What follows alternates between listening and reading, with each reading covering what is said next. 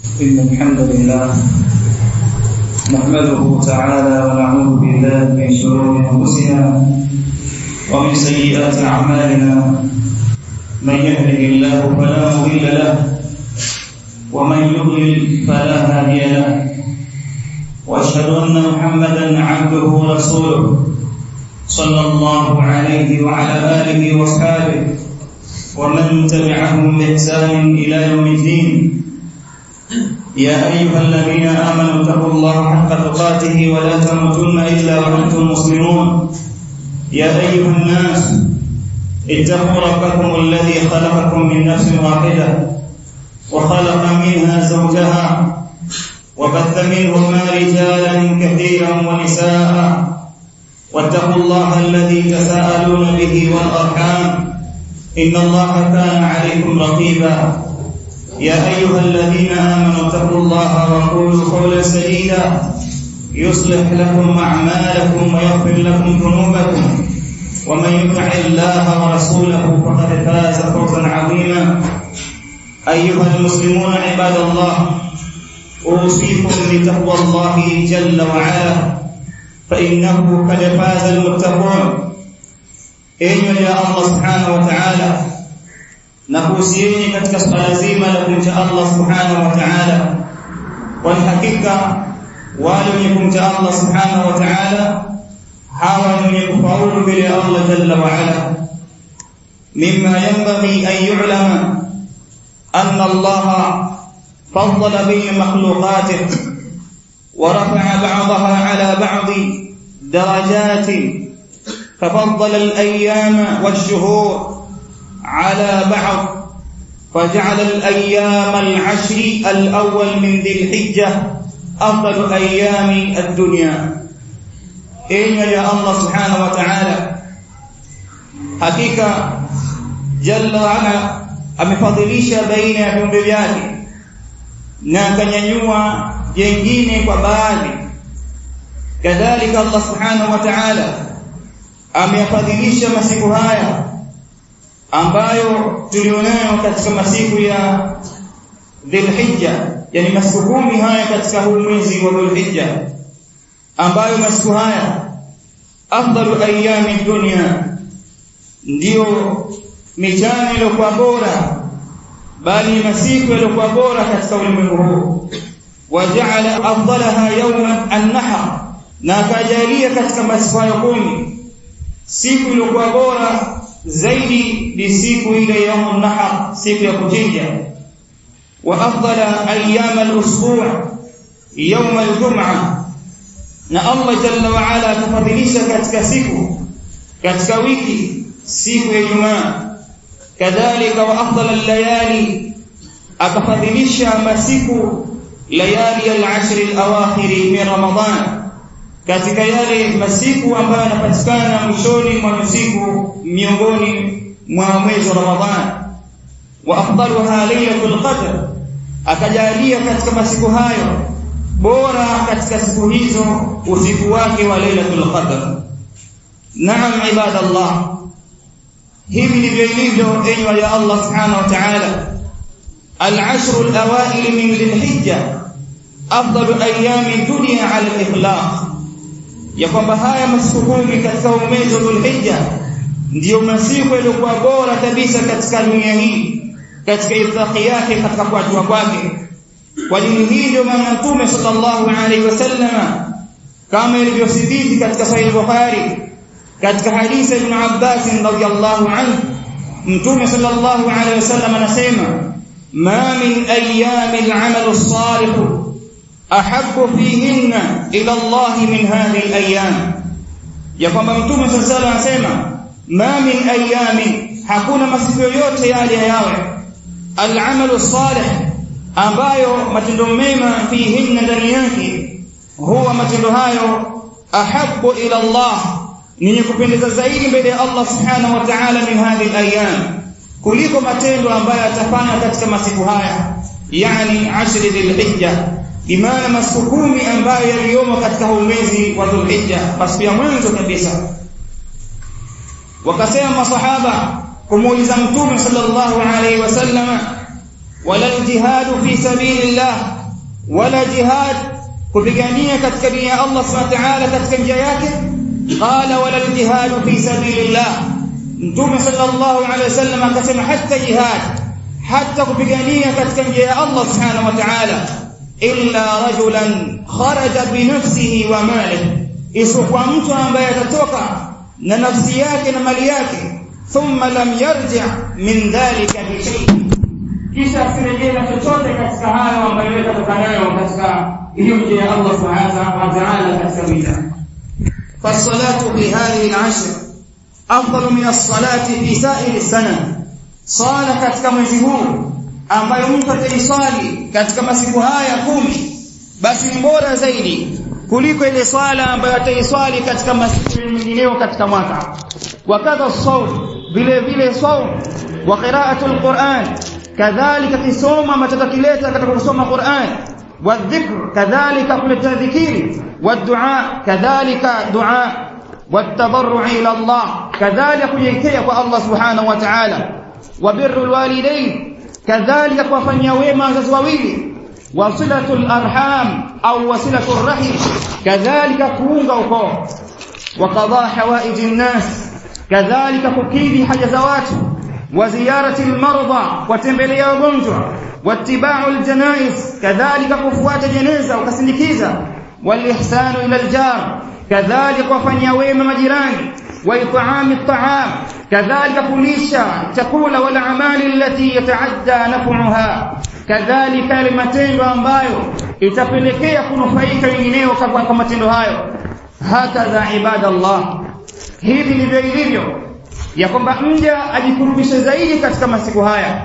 Qala al-allama ibn Hajar rahimahullah ta'ala fi al-fath, yani al-fath al-bari, walladhi yadhharu anna as-sababa fi imtiyazi 10 dhil-hijja, anasema walladhi yadhharu, na jambo ambalo ladhihiri, anna as-sababa, ya kwamba sababu fi imtiyazi 10 dhil-hijja, kule kupambanuka haya masiku 10 katika mwezi wa Dhulhijja, limakani ijtimai ummahati al-ibada, ni kwa sababu ya kuwepo nafasi ya kukusanyika yale matendo yaliyokuwa muhimu, yaliyokuwa mama katika ibada katika masiku hayo. Wa hiya as-salatu, na matendo yenyewe ni sala, was-siyam, kadhalika funga, was-sadaqa, kadhalika sadaqa, wal-hajj, kadhalika hija, wala yati dhalika fi ghairi, wala haya hapatikani kwa pamoja yote kinyume na miezi mingineyo ambayo itakuwa ipo katika ulimwengu huu. Ibadallah, kadhalika panasuniwa vile vile katika jambo hili la matendo yaliokuwa mema katika siku hizi, kadhalika iftaru min al-adhkar, kukithirisha kuleta dhikri, kukithirisha kuleta kumtaja Allah subhanahu wa ta'ala. Allah jalla wa ala anasema liyashhadu manafi'a lahum wa yadhkuru isma Allah fi ayamin ma'lumat, liyashhadu manafi'a lahum, wapate washuhudie na wayaone yale manufaa ya Mola wao mlezi. Amesema al-allama as-Sa'di rahimahullah ta'ala, manafi'a diniyya min al-ibadati al-fadila wal-ibadati allati la budda fi, au kama qala rahimahullah ta'ala, kadhalika manafi'a ad-dunyawiyya, bimaana katika manufaa ya dini yake, kadhalika apate kuona katika zile fadhila ambazo zilizomo ndani yake katika ibadat ambazo tofauti, kadhalika manufaa ya dunia yake katika yale ambayo yanapatikana katika kichinjwa na mengineo katika yale manufaa ambayo yanapatikana katika masiku haya. Kadhalika amesema al-Imam an-Nawawi rahimahullah katika kitabu chake cha Adhkar, inda hadhihi al-aya, wa'lam, tambua, annahu yustahabbu al-ikthar min al-adhkar fi hadha al-'ashr. Anasema wakati anapoitafsiri aya hii al-Imam an-Nawawi rahimahullah, wa'lam, natambua, annahu yustahabbu, ya kwamba nasuniwa, al-iktharu min al-adhkar fi hadha al-'ashr, kukithirisha mzuleta adhkari katika masiku haya 10, ziyadatan ala ghairi, zaidi ya vile ambavyo alivyokuwa yeye akileta adhkari hizo katika masiku mengineyo. Wa yustahabbu min dhalik, kadhalika masuniwa katika hayo vile vile fi yawmi Arafa, zaidi katika ile siku ya Arafa, akthar min baqi al-'ashr, zaidi ya vile ambavyo itakuwa ikafanya katika zile siku nyinginezo katika masiku 10. hivi ndivyo ilivyo waja Allah. Na ndio maana alikuwa Ibn Umar radhiyallahu anhu kadhalika Abu Huraira yakhrujani ila as-suq fi ayyam al-ashr, walikuwa wakitoka wakielekea masokoni katika masiku haya 10, yukabbirani, wakileta takbira, wa yukabbiru an-nas bitakbirihima, kadhalika watu hutoa takbira kwa takbira zao wanazozitoa vile vile, kama ilivyokuja katika Irwa Ghalil katika kusahihisha al-Allama al-Albani rahimahu ta'ala. kadhalika amesema al-Allama Ibn Qayyim rahimahu ta'ala katika Zadul Ma'ad, wa kana sallallahu alayhi wasallam, na alikuwa mtume sallallahu alayhi wasallam yukthiru ad-du'a fi 'ashri dhil-hijja, akikithirisha kuleta maombi kumwomba Allah jalla wa ala katika masiku haya 10 ya Dhul-Hijja, wa ya'muru fihi bil-ikthari, na akiamuru katika masiku hayo kukithirisha min at-tahlili wat-takbiri wat-tahmid, katika kumhalili Allah kusema la ilaha illa Allah, kadhalika at-takbir Allahu akbar, kadhalika at-tahmid kumhimidi Allah subhanahu wa ta'ala alhamdulillah. Na hii ni bishara, bushra liman kabbara wa hallala fil 'ashri min dhil-hijja, ni bishara njema kwa yule ambaye ataleta tahlil akasema la ilaha illa Allah, kadhalika yule ambaye atamkabiri Allah subhanahu wa ta'ala katika masiku haya ya Dhul-Hijja, kwa sababu mtume sallallahu alayhi wasallam amesema afdalu ayami dunya, haya ndio masiku bora katika dunia hii. Qala Rasulullah sallallahu alayhi wasallam, mtume sallallahu alayhi wasallam anasema katika bishara ambayo anatupa, ambayo yeye kadhalika aliwapa kabla masahaba, ma ahalla muhillin qattun, hajapatapo mtu kuleta tahlil akasema la ilaha illa Allah illa bushira, isipokuwa mtu huyo atabashiriwa. Wala kabbara mukabbirun illa bushira, kadhalika haleti takbira mwenye kuleta takbira katika masiku haya illa tabashiriwa. Masahaba wakasema ya Rasulullah famahu, au wamesema baadhi yao katika riwaya imekuja waqala, wakasema sahaba ya Rasulullah bil janna, je tabashiriwa janna? Qala na'am, mtume sallallahu alaihi wasallam akasema ndio, bimaana kwamba hii ni bishara njema, japokuwa tuona haya matendo ni matendo madogo katika lafzi, lakini maneno makubwa mbele ya Allah subhanahu wa ta'ala. Kwa hivyo tufahamu ya kwamba katika masiku haya panasuniwa kuleta takbir, kuleta tahlil kama ilivyokuja katika siyaghi, katika takbira ambazo zimekuja, mfano kusema Allahu akbar, Allahu akbar, la ilaha illa Allah, Allahu akbar, Allahu akbar walillahil hamd. Kadhalika anaweza kuleta mtu kadhalika Allahu akbar, Allahu akbar walillahil hamd, maana ni tathlith au bitathniya, anaweza kuleta mara 2 takbira, kadhalika kuleta mara 3 takbira. Imekuja katika namna tofauti katika siyagh, akasema mtu Allahu akbar walillahil hamd au alhamdulillahi kathira wa subhanallah bukratan wa asila. Kadhalika imekuja katika siyagh at-takbir Allahu akbar, Allahu akbar, Allahu akbar walillahil hamd, Allahu akbar wa ajal, Allahu akbar ala ma hadana. Na mfano hayo katika takbirat ambazo zimesuniwa, ambazo zimethibiti katika mafundisho ya mtume sallallahu alaihi wasallam. Enyi waja Allah, hii takbir ambazo mtazileta katika huu mwezi wa Dhul-Hijja, kuna takbiri katika aina mbili, kuna takbiratun mutlaq na kuna takbiratun kadhalika ambazo zinaitwa al-muqayyad. Takbiratul muqayyad ni zile ambazo zinafungamana na baada ya kumaliza kusali, na hizi zinaletwa pale ambapo itakuwa tayari siku ya Arafa mpaka kuingia, yani siku ya sukuu ile, kuanzia sukuu na kuendelea katika masiku yale, hii inaletwa. Ama zile ambazo mutlaqa kuanzia tangu pale ambapo ulipoandama mwezi, basi hizi mtazileta na popote, si ya kwamba yeye atazifungamanisha na sala za faradhi. Hivi ni ambavyo inavyotakiwa katika takbir. Ama takbiratu aljimai ambazo watu wanazileta kwa umoja, jambo hili ghairu mashru', halijawekwa katika sheria. Kaunuhum, wa kwao watu yatakallamuna bi sautin wahidi, wanatamka kwa kauli moja na sauti moja, hadha lam yathbut 'ani an-nabi sallallahu alayhi wasallam wala 'ani as-salafi radiyallahu anhum ajma'in, ya kwamba hili hajathibiti katika mafundisho na matendo yao hao wema waliotangulia. Wa hadha al-ashr, vile vile masiku haya 10 mushtamalun ala yawmi Arafa, yamefungamanika ndani yake na ile siku ambayo inaitwa yawm Arafa, alladhi thabata fi sahih Muslim, ambayo imethibiti katika sahih Muslim an Abi Qatada, kutoka sahabiyun jalil Abu Qatada qala, amesema suila Rasulullah, au liulizwa Mtume sallallahu alaihi wasallam an siyami yawm Arafa, kuhusiana na funga ya siku Arafa. Faqala, akasema ahtasibu ala Allah, nataraji kwa Allah subhanahu wa ta'ala yukaffira as-sanata al-madiyata wal-atiyata, kusamehewa mtu ambaye atafunga kweli kweli ni funga ya Arafa mwaka uliopita kadhalika unaofuata. Na hili kama alivyosema ahlul ilm fi as-saghair, ni katika yale madhambi madogo, kwa sababu al-kabira fala budda min at-tauba, hapana budi lazima mtu atubie. Hakadha ibadallah. Na ndio maana akasema al-allama ibn Uthaymeen rahimahullah ta'ala, idha qama al-insanu bil 'amali as-salih fi hadhihi al-ayyam al-'ashara, endapo mtu atatekeleza akasimama wima akatekeleza matendo mema fi hadhihi al-ayyam al-'ashara, katika masiku haya 10, ihya'an lima arshada ilayhi an-nabiy sallallahu alayhi wasallam, katika kuhuisha yale ambayo aliyoelekeza Mtume sallallahu alayhi wasallam min al-a'mali as-salihah, katika matendo mema, fa innahu ala khairin 'azim, mtu huyo hakika yuko katika khair iliyokuwa kubwa kabisa.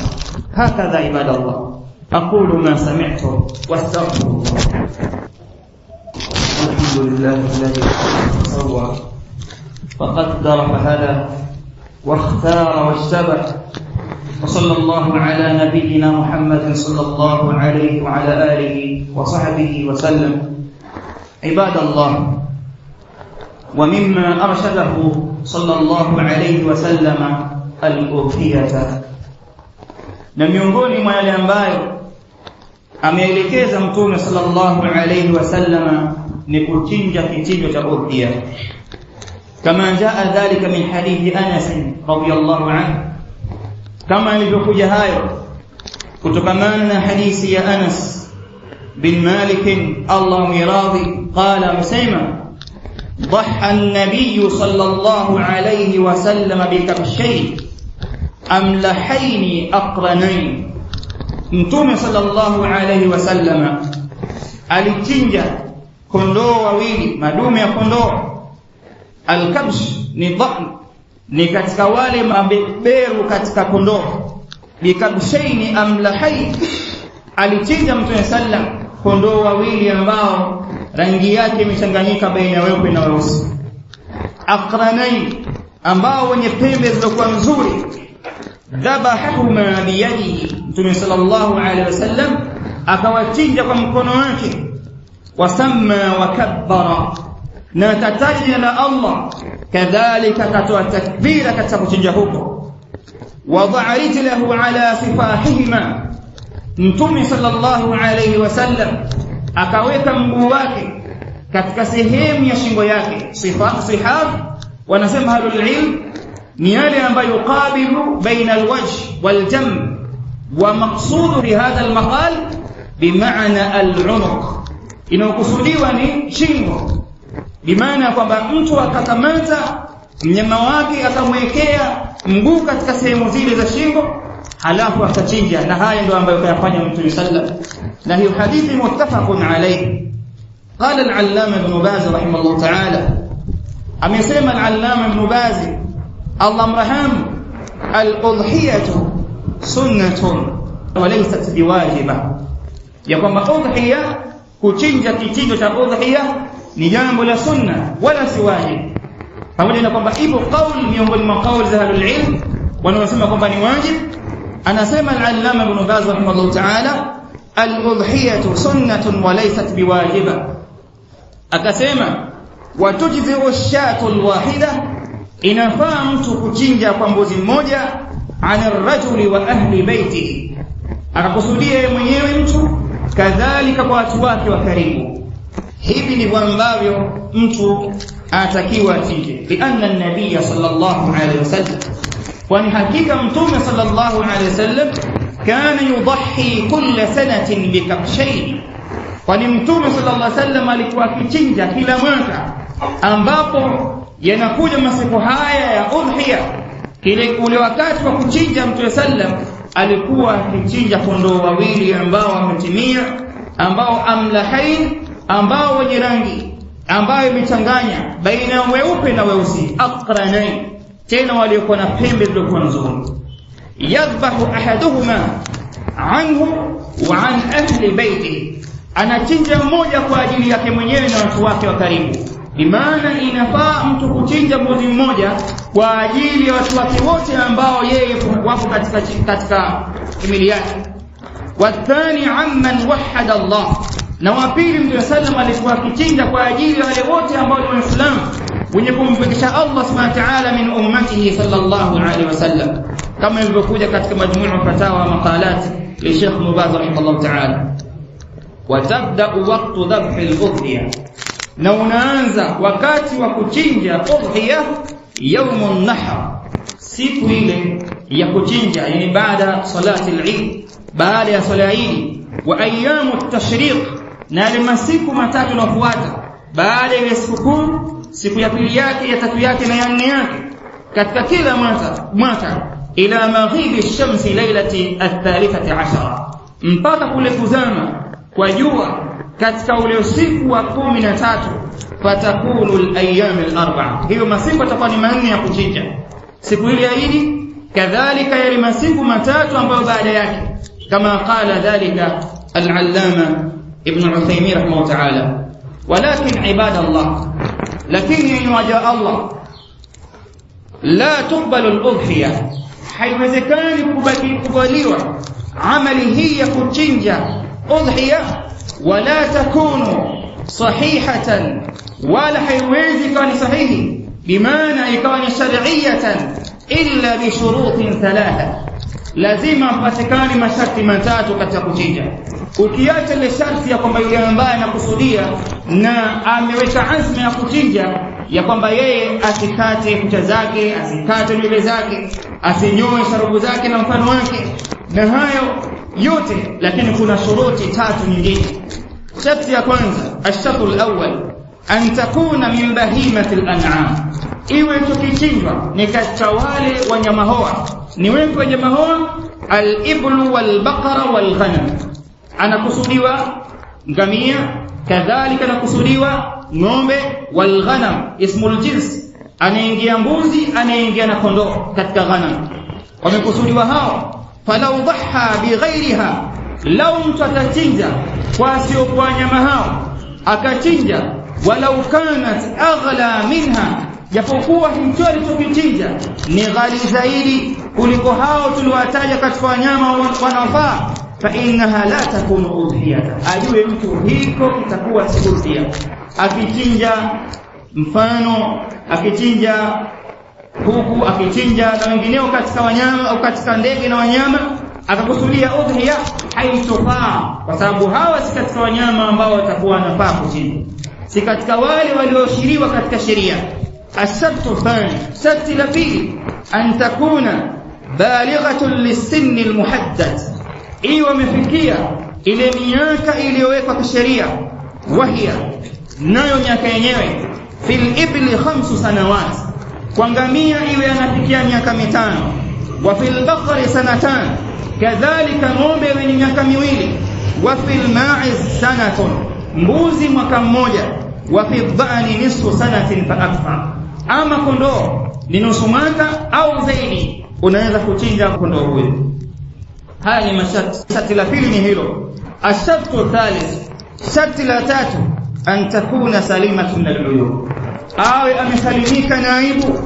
Bimaana aibu gani? Almani'atu min al-ijza, zile aibu ambazo tazuilia kujuzu kuchinjwa. Waqad bayyanaha an-nabiy sallallahu alayhi wasallam, na mibainisha Mtume sallallahu alayhi wasallam haithu qala, pale aliposema arba'u la tujzi fil adahi, hizi hali 4 za wanyama haisihi kuchinjwa katika kichinjo cha udhiya.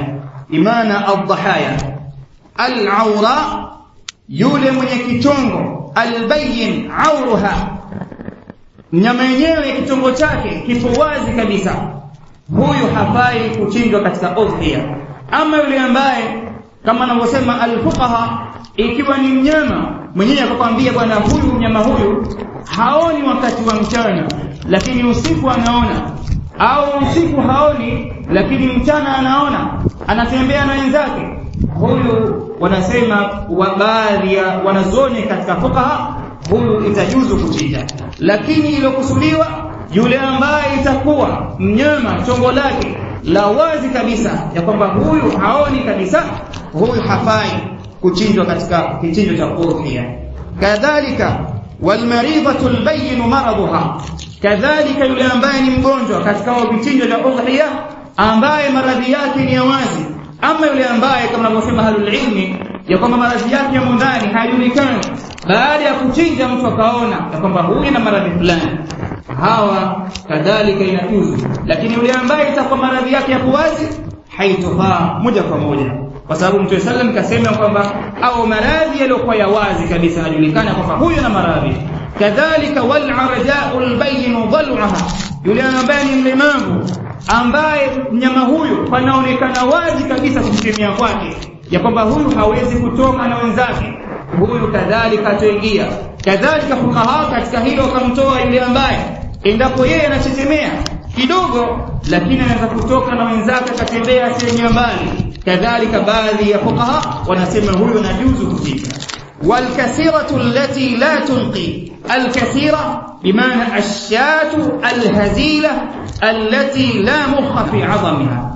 ونسمى كذلك يولي اليذائف كتكمبوزي نكوندو، بمعنى الهزيلة اليذائف التي لا مخ في عظمها، asina ubongo wa wazi. Bimaana kwamba wanasema alilm katika fuqaha, sababu ya kuitwa almukh ba'dhi 'azamiha, yani kuwa na ubongo katika sehemu zake au katika ufupa lake, wanasema alilmi ya kwamba huyo amekusudiwa kinaya, lakini yakusudiwa kwamba ni udhaifu. Na mnyama mara nyingi akiwa hali hata binadamu ikiwa kwamba hali kipindi kirefu, basi nakuboka katika mwili wake, hasa katika sehemu za sura yake na kichwa chake, na hiki ndicho ambacho amekusudia. Hakadha ibadallah, hivi ni vilivyo ni waja Allah subhanahu wa ta'ala. Hadhihi ayyam mubarakah laha sha'nun 'azim, haya masiku yalobarikiwa yana nafasi kubwa katika Uislamu. Fayambaghi lilmuslim, inampasa muislam أن يستقبلها بالبشر والفرح والسرور، أنا تكيو يفكي مؤمن وبشارة، كذلك فراحة والسرور، نفرح لكوا كوا بمقدمها فقول يكوجاكواك هي آية مسيكو أمبايو لمسيكو يذو الحجة. وأن يستغلها كذلك تملي مسيكوهايا فيما شرع الله فيها، katika ile ambayo Allah kayakiashiria katika masiku hayo, hatta takuna kasban lahu inda Allah, ili wechumo hili kalichuma mtu anajiwekea mbele ya Allah subhanahu wa ta'ala, yajiduhu yawm alqiyama biqudumi ala Allah subhanahu wa ta'ala, ambalo chumo hili atalikuta mbele ya Allah subhanahu wa ta'ala biqudumihi ala Allah, kwa kule kuwa kwake atafika mbele ya Allah subhanahu wa ta'ala. Ibadallah, hakadha tutakiwa tu katika masiku haya, bali kuna mengi ambayo tutakayozungumza, lakini kwa sababu ni khutba na hatuwezi kurefuta kwa muda mrefu, tumechagua yale ambayo ahamu tukaacha yale muhimu, tumechukua yale muhimu zaidi tukaacha yale muhimu. Kwa hiyo haya ambayo tumeyasikia katika khutba hii tuyachukue katika akili zetu na tuyafanyie kazi, na hivi ndivyo ambavyo tutakiwa. Alhamdulillah rabbil alamin, والصلاة والسلام على رسول الله محمد صلى الله عليه وسلم. اللهم تقبل منا إنك أنت السميع العليم، وتب علينا إنك أنت التواب الرحيم. اللهم أصلح أحوالنا وحال المسلمين أجمعين، وأقم الصلاة.